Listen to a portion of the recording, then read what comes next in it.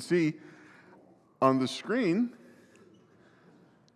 because I've also decided to try and take a flyer at using the technology that is available to me instead of simply standing here and using pen and paper like the non-observant Luddite that I am. So we'll see how this goes. But Psalms. So before we actually begin, and I give a few disclaimers, preambles, provisos, quid pro quos, etc., we'll have a word of prayer, and then we'll get started with the discussion of Psalms. So if you pray with me, please. Father in heaven, we thank you for this day. Father, we are grateful for the chance to exist, the world that you have made, that you have created us, and Father, moreover, that you have made us aware that you exist as well, that you have revealed yourself to us through the world that you have made and through the word that you have given. We ask that you would bless us at this time as we study from your word, that we may better understand it, may better understand you and your will for our lives, so that we can lead lives that are in accordance with your will and that bring you the glory and honor that you deserve. We are grateful for these opportunities for this world, but we are most grateful, Father, that you sent your Son to redeem us so that we may be forgiven for our sins and live with you. We pray all these things in the name of your Son, Jesus. All right, so Psalms. Now, first things first, I know everybody who has listened to me give any sort of class at all is thinking, okay, this is insane. Why is he tackling the longest book in the Bible? I have been here for a class when he didn't even get through a single verse. So, yes, I understand this seems like it's a foolish endeavor, perhaps, tilting at windmills, etc. But I have a plan, and my plan is mostly, insofar as that is possible, there are some longer psalms, but to try and handle a psalm a week and then move on regardless of whether we have truly and fully mined its depths or not. Now that still gives us a class length of something like 3 years, but who knows, we could stop partway through. There is also an advantage. The book of Psalms itself is split further into books, and so we may only take some portion of the book of Psalms before people revolt and demand that a new topic be selected, which is fine. So there's that. As well, this first class is not actually going to be precisely about any particular psalm, but more about the book of Psalms as a whole. And to that end, and to help in the kind of framing of what this conversation or these classes and things will be about, I have made use of this screen, which you can see behind me. I don't know how this is going to go. If everybody hates it, we can stop, but I'm excited to try some new things. I even get to run it and decide how fast the slides advance. It is difficult for me to probably express exactly how excited and how nervous I am about this whole endeavor. But be that as it may, I am excited to do things like push the button. Now, I don't know why the text that was just part of this basic welcome slide said something about ham being provided and signing up on the bulletin board. But I laughed at that, and so I thought I'd just leave it in. This is actually just the default text on the welcome slide. I don't necessarily need to use it again. So, ham, apparently, is a thing that there will not actually be ham, and you don't need to sign up. Nope. We are not going to provide any members of Noah's family either. Yeah, that's not going to happen. So first things first, some notes on the text. So the book of Psalms is different from many of the other books in that it is composed of other discrete and wholly contained elements. There are other books that have elements or parts similar to this. For example, the book of Proverbs being composed of proverbs. Each individual proverb can be understood or looked at or studied in isolation from the rest of the book. Right? You can look at individual proverbs, take them out of their context, and still have them have a great deal of their meaning, a lot of the interest or import or the lesson there without needing the surrounding elements. Now, they certainly do add to it. The proverbs interact with one another. There are proverbs that comment on each other. But it is possible to pull them out in a way that is different from, say, a lot of the epistles or some of the books of history in which you're supposed to understand the entirety as a narrative arc or as a series of interconnected lessons driving home particular points, where the whole is very, very important. In the book of Psalms, right, you have individual psalms that are self-contained and can be looked at as well in isolation, which is why this study, I think, lends itself to going through and looking at them one at a time in a particular way. So that being said, some background on what the Psalms are. So for a lot of this, in the interest of being transparent, I have a commentary that I got, covers the first 41 Psalms. I'll need to buy a couple more volumes of this. There are some interesting things to think about when you're talking about the Psalms. We are talking about a book that is mostly composed of songs, right? Psalms were originally intended to be set to music and sung, which makes them a form of poetry. And that can be difficult to deal with in translation. Moreover, what are we translating from? There are a couple different sources that most translations of the Bible use. So the first one is a Hebrew text. Okay, it's the Masoretic text. It is in Hebrew, and most people think it was probably first put down around 100 AD, which is an interesting kind of phenomenon that the Hebrew text is actually older than the common Greek text. Excuse me, not as old, it's newer than the Greek text, the Septuagint, which was about 400 years earlier. So these are the two primary kinds of sources for translating the Psalms, and most Bibles as well use these as kind of their primary basis for the Old Testament, one or the other, sometimes combinations of both, and a good translation, of course, will take into account the differences between them. You'll frequently find as well in your footnotes, for example, the very first footnote that I have here in the book of Psalms is for Psalm 2, verse 1. And then it has an alternate reading between the Hebrew and the Septuagint for one of the words. So it says in Psalm 2, in the NIV, why do the nations conspire and the peoples plot in vain? And it has a note that the word conspire is actually rage in the Septuagint as opposed to the Hebrew, which has conspire. So there's these differences slightly in some of the wording that you will often see in footnotes throughout the Old Testament, and they're pointing these out.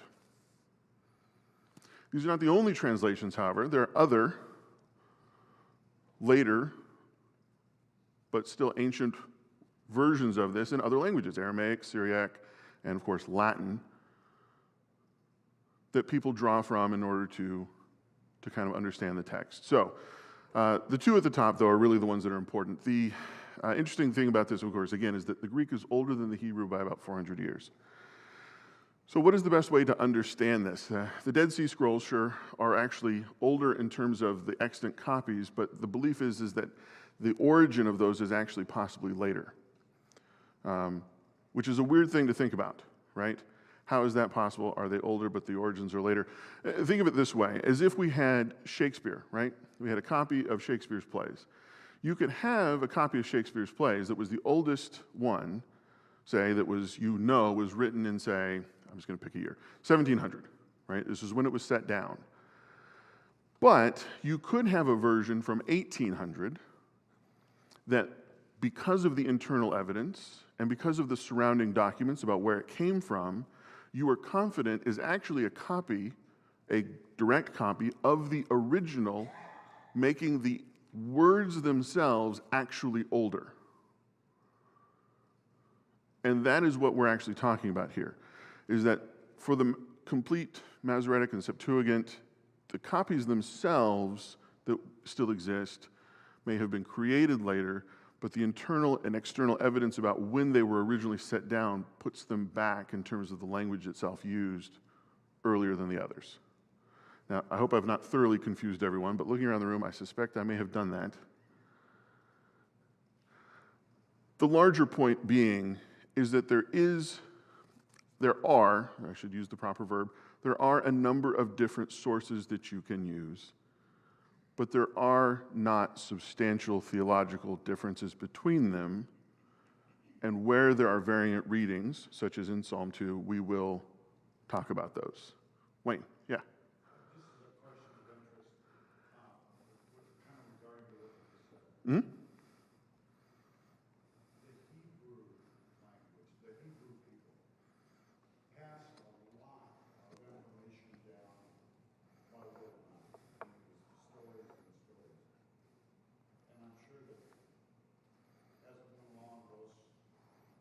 were written down, would they be a little bit different, do you think, than the Greeks?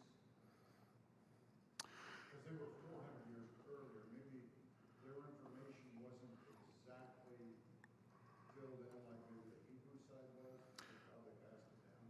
Yeah, so the interesting thing about the Septuagint, if I remember and am recounting it correctly, I believe that version is actually older because it is a version that was created by the post-exilic Jews returning from Babylon.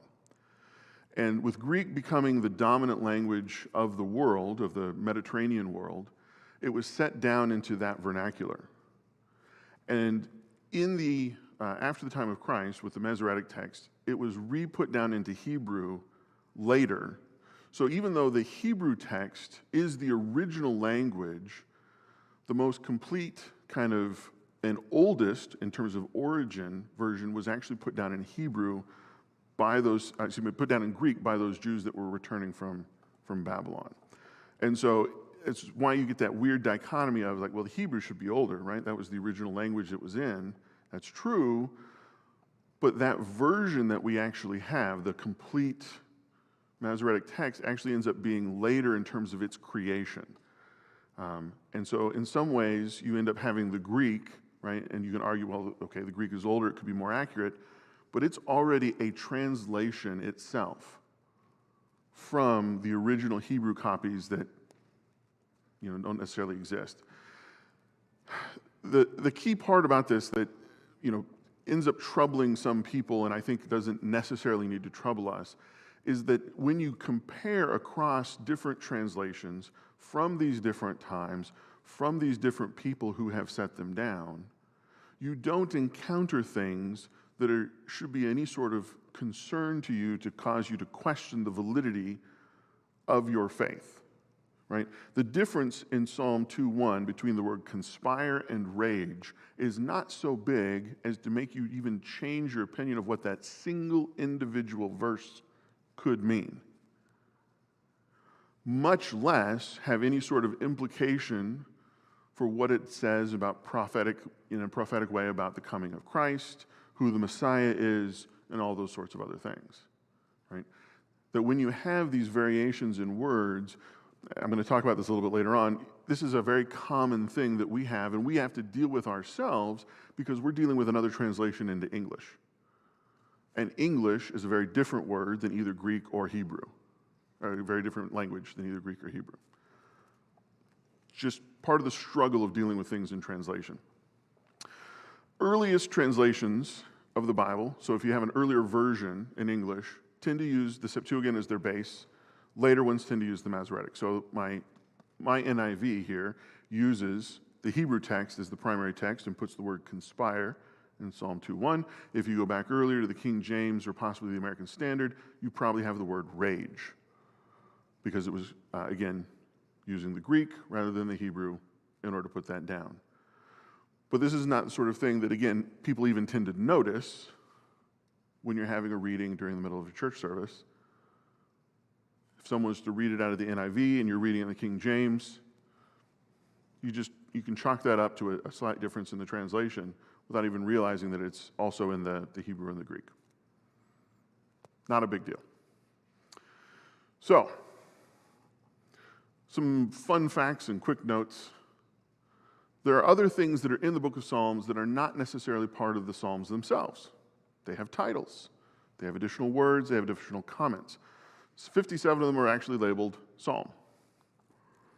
30 of them are called songs, slightly different word. 15, a song of ascents or of going up. 13 are called contemplative poems. 6 are inscribed poems. 5 are labeled as prayers. 2 are simply said to remind. And then 1 is labeled praise. There's a whole list of these that are individuals. There's one called for the Sabbath day, one for acknowledgement, etc., lamentation. There's a bunch of these where they have different things labeled onto them. Some have personal names. Some have apparently instructions, things like with stringed instruments or flutes. Some of them have words that we don't even quite understand for sure. Alanot, which I'm probably mispronouncing terribly, Some people call that hidden things when they translate it. Some people refer to it as maidens. Nobody's really sure exactly what that means. There's another one with gittith, which is not a word that anybody's really sure about. It's related maybe to the word for lyre. Other people have suggested it means it's related to the word gath for the wine press. Some people say that it means it's a vintage melody. These are all things that people suggest. These are, again, comments or notes that are actually on the Psalms themselves, not necessarily part of them. And this is part of the struggle of kind of understanding exactly the context that they're for. Famously, of course, there's this word Selah, right, that we see in there. Nobody's really sure what that means either. Some people say it's the imperative to lift up, perhaps an instruction to raise your hands at this point in the song as part of praise. Some think it's just a pause, right? This is a break. The Vulgate Latin translation just left it out entirely. They didn't bother to put it in there. Jewish tradition indicates that it is a word that indicates that it is forever, or for, kind of an everlasting comment, almost like an amen in a sense.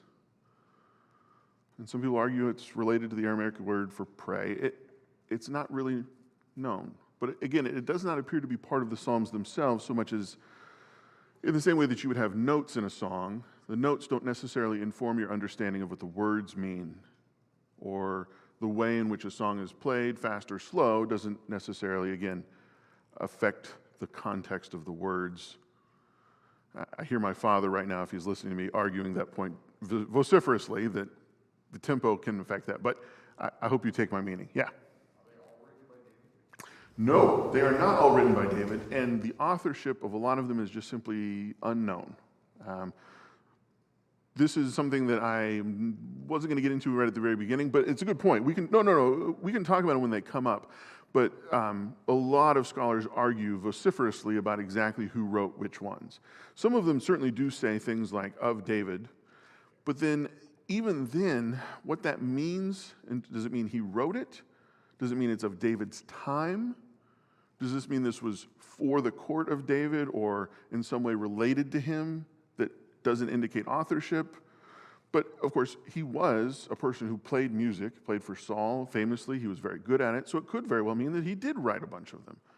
Or, and most frustratingly, it could mean sometimes that he wrote it and sometimes that it was just for him or related to him. And they use the same term for both. So, which are which, it can be difficult to say. So, yeah, but certainly he did not write them all. There are other psalms by other authors. Yeah. These are just some other things that are comments on them. Just there's a bit of variety. And then my favorite one, because it's quite so long, a prayer of the afflicted when he pines away and pours out his complaint before the Lord. As a note, I find the length of that obscurely pleasing. So the way this works is, I thought that this intervening, there would be a slide there. Maybe I messed that up. All right. At any rate, there's supposed to be one that says something about a parallelism. This is the form that the Psalms are kind of written in. I might have moved that title page somewhere else. There are 2 or sometimes 3 or 4 lines that are intended to be read together. And this is related to the poetic form that Psalms are written in. Now, poetry is really, really hard to translate. Because a lot of the things that make poetry don't translate well from one language to another. Because it is so intimately wrapped up in the sound of the language and often the linguistic structure that it has. But basically, you're supposed to have 2 or sometimes a couple more lines that go together that work well in context with one another in one form or another. So this is supposed to be a thought or some sort of memorable expression that pleases you aesthetically, right? I just said that. And this is why. The idiosyncratic elements of the language of origin. I was very pleased with that sentence, so I want to make sure I got that up there. Probably the best way to do this is to talk about some examples of this. In translation, has anybody ever heard this phrase? The exception proves the rule. What does that mean? This isn't even translation, this is English. Yeah. Simply put, it means that if you have a rule, there's always at least one thing that doesn't fit, and that proves that the rule is existing. Yeah, but why would a thing that doesn't fit actually prove a rule? Does anybody There's know? nothing to go against it. There's less to go against it. There's more of that exception. Because it's only the one exception. That's what it sounds like. Yeah.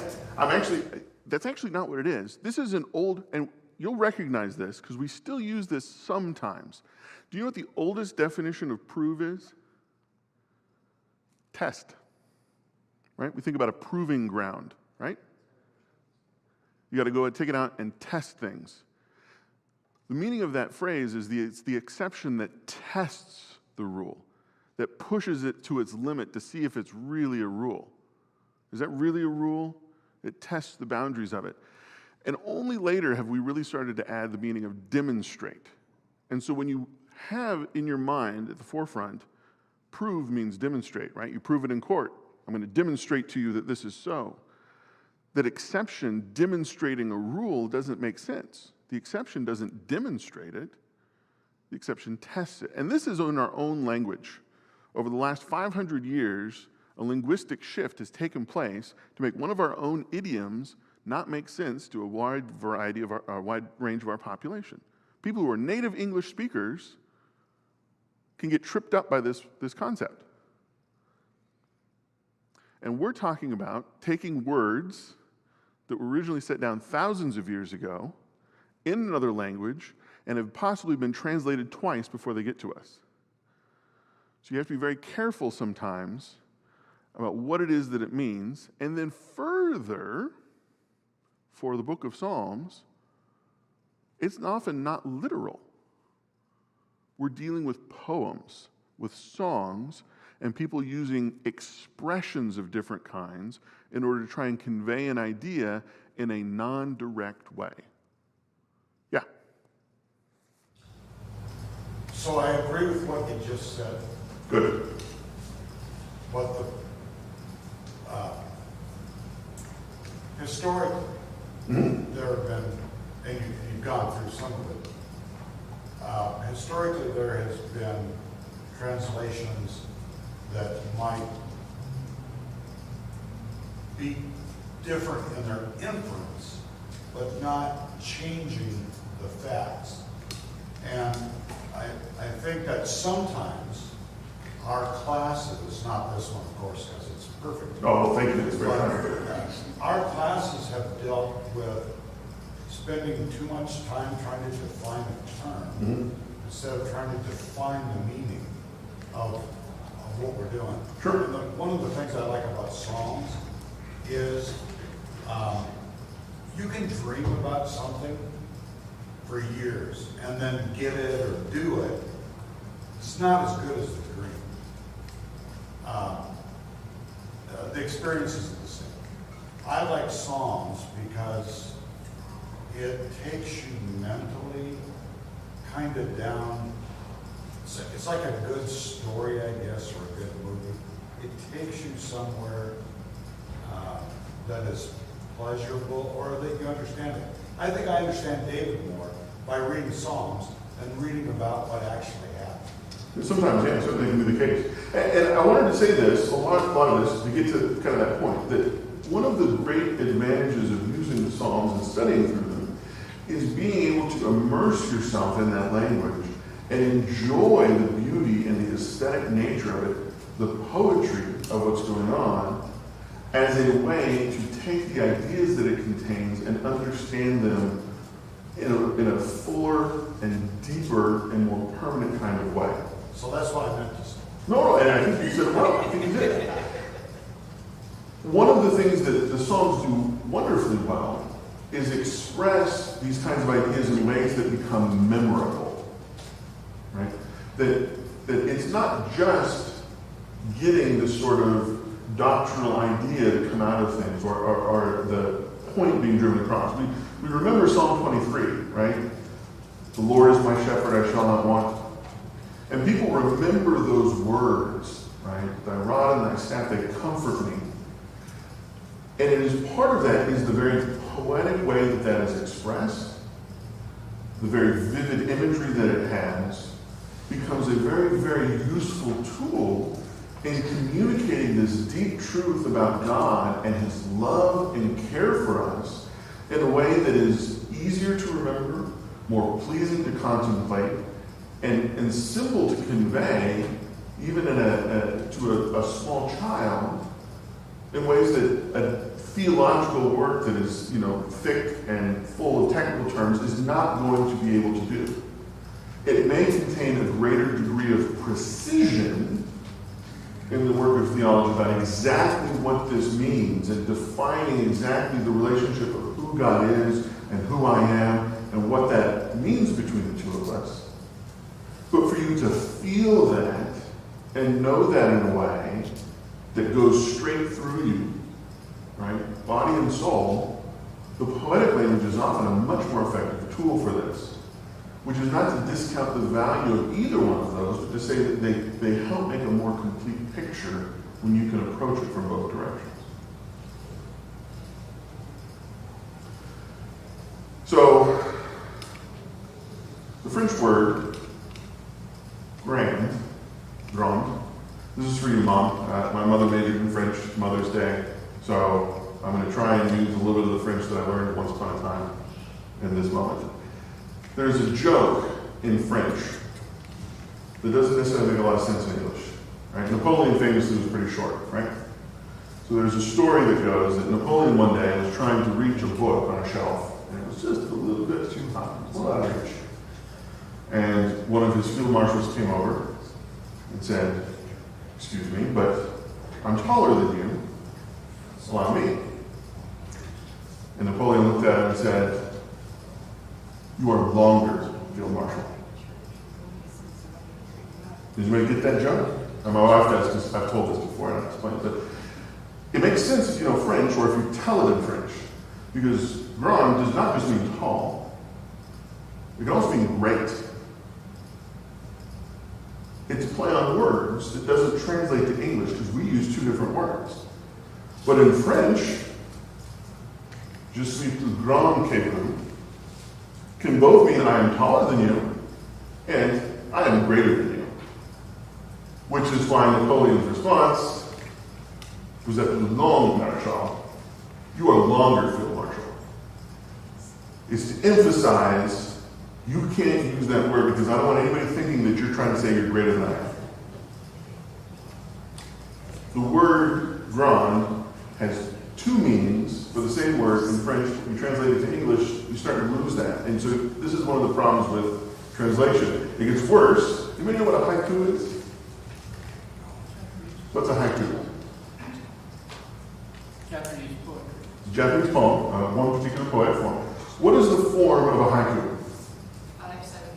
575. 5-7-5. 5 syllables, then a line of 7 syllables, then a line of 5 syllables. Oh, yeah, I knew. Yeah, it's common, right? It's pretty common. There's actually more to it, though, that a lot of people in English don't realize. You're actually supposed to, for a proper haiku, incorporate some sort of nature theme, talk about the season, and it's supposed to be serious. You can't make funny haiku. If you do, you've made a different kind of poem. They have a different name for it. It's called something else. Who knew?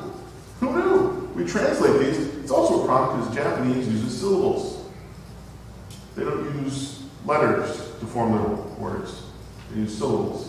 What is that called? The syllabic form of the language where those individual units are called. I don't remember. I don't know. Oh, sorry, I put you on the spot. Okay, something. They're called something else. They're syllabic forms, right? So they don't say A, B, C, D. A makes several different sounds depending on its context. They actually just have the syllables themselves and put those together. I think they use syllables for the like syllables as a count, but they do have word form, which is kind of common. Yeah, you can put it together. They have several different alphabets that they write in. Yeah, I didn't want to overcomplicate, but you're right. Yeah, you can use the pictogram with the kanji, and then you have the katakana, and then they also have hiragana, and they use, there's a lot of things.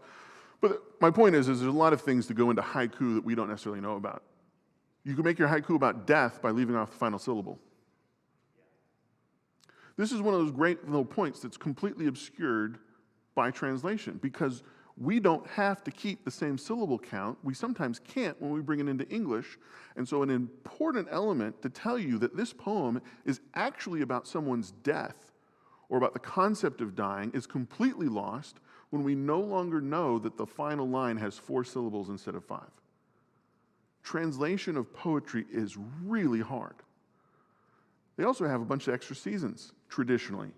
You go back in traditional Japan and the way they break up the seasons, they have a whole bunch more that they subdivide beyond that, and all of those are related to nature themes, which is why the nature and the season work so well in a haiku in ways that just do not work in English.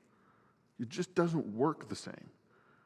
It is almost impossible to translate a haiku from Japanese to English and retain all of the information that it has, and we are dealing with something similar with Psalms, which is why it will repay effort and study to understand the original of what's going on in a lot of cases. So, one last thing. Ancient Greek often uses a hexameter, which is another form that we don't use in English for the most part. This is probably small. Henry Wadsworth Longfellow tried to write a poem in a hexameter. Evangeline is what this is from. And it just doesn't scan well for us, because it was intended to be for a language that didn't use emphasis on its syllables. Or you could go back to Old English and Germanic with Beowulf, where they used alliteration, right?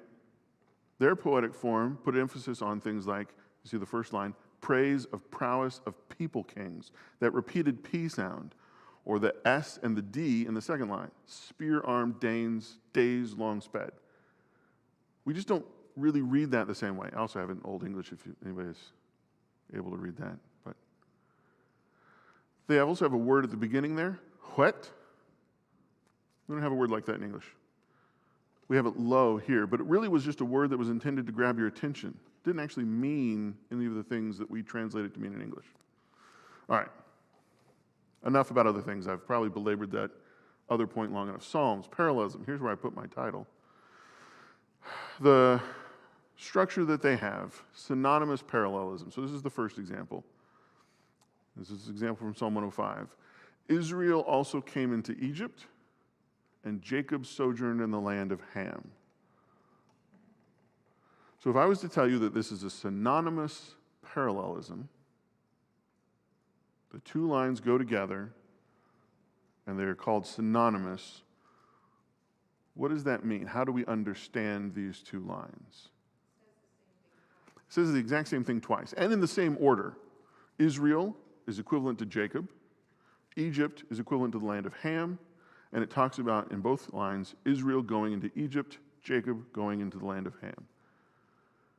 And so it is an emphasis by repetition using different words. So this two lines would go together as a way of emphasizing this point using a more poetic version of this, Israel and Jacob. So you can invert the order. Ephraim shall not envy Judah, and Judah shall not vex Ephraim. Clear enough, I think. Both lines, again, say the same sort of thing. We have the parallel. They're both still pretty synonymous. We flipped the order around in the second line. Ephraim comes first, then Ephraim comes second, Judah is second, then Judah is first. This is, again, another fairly common form. This is actually pulled from Isaiah, but it could be in the Psalms too. Antithetical. Does anyone like to take a wild shot at what antithetical parallelism might be? Anyone? Anyone? Hopefully I'm not belaboring these words too much. I really like words. So we'll get into the actual Psalms here next week probably, but you're going to have to put up with me doing this time. This is when you take two lines and they say different things. In the morning it flourisheth and groweth up. In the evening it is cut down and withereth. We're taking two ideas, you pair them together, and the first one expresses both morning, contrasted with evening, flourishing with being cut down, and growing with withering. So they pair, and they are parallel to one another, but they are going in opposite directions, saying opposite things. To express two different ideas, but those that are related to one another, so that you can understand them together as a poetic whole. And then emblematic. So we're comparing these things. Like a father pitieth his children, so Jehovah pitieth them that fear him.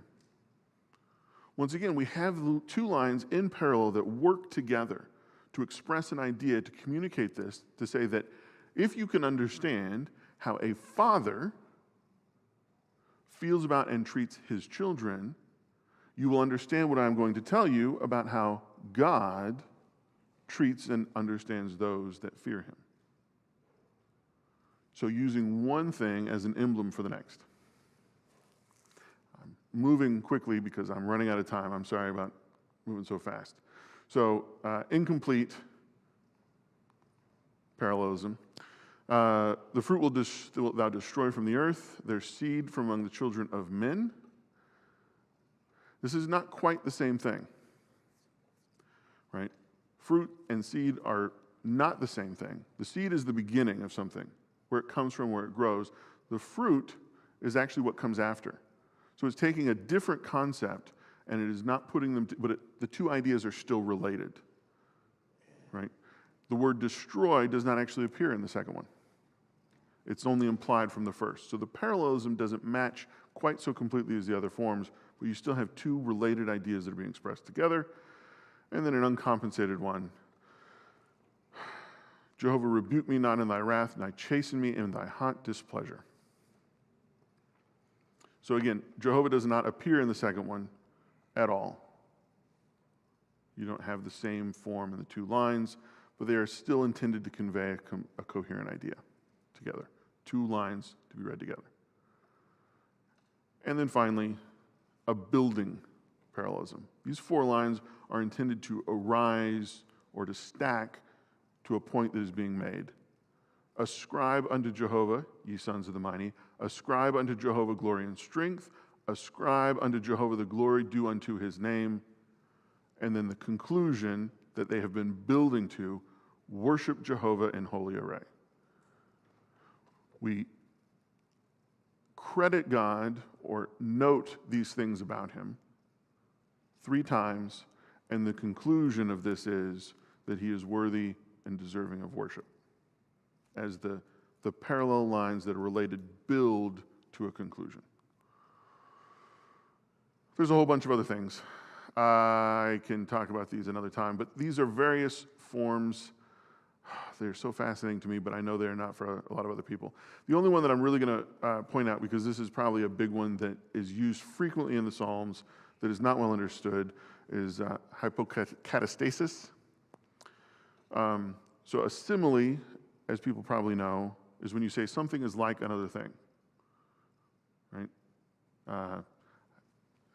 Psalm 1:3, I'll just go ahead and use my reference. He is like a tree planted by streams of water. So a simile is when you come around and say, it's not the same, but this is like that other thing. When you have a metaphor, let me flip to Psalm 84 real quickly here. 84:11. It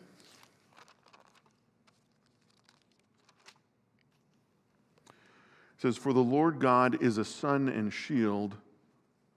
The Lord bestows favor and honor. It says God is a sun and shield. Now, is he literally?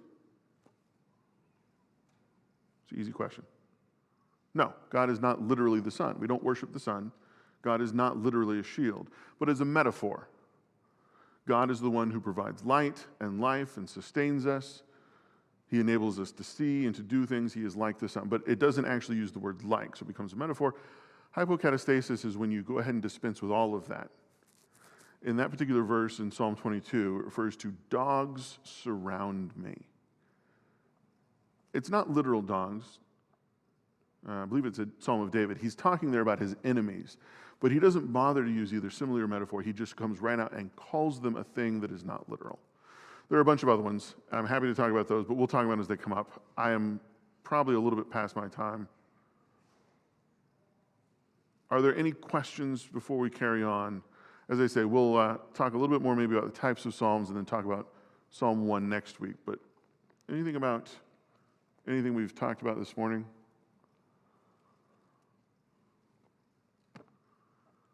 All right, well, I seem to have stunned everyone into silence.